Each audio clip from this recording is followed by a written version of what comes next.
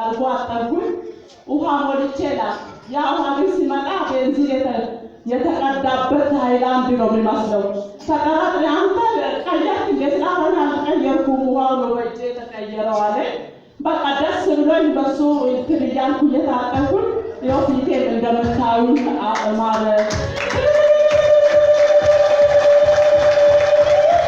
እግዚአብሔር ብዙ ነገር አድርጎልኛል ሰዓት ስላሌለ እንጂ እግዚአብሔር ድንቅ ነገር አድርጎልኛል ከዛ ክስ መጣብኝ እግዚአብሔር የሰጠኝ ቤት ነው ብዬ ደስ ብሎኝ ይዣለሁ የቤት ኪራይም አልከፈልኩም ነበር የተያዘብኝ ነገር ስላለ 4 ወር ሆኖኛል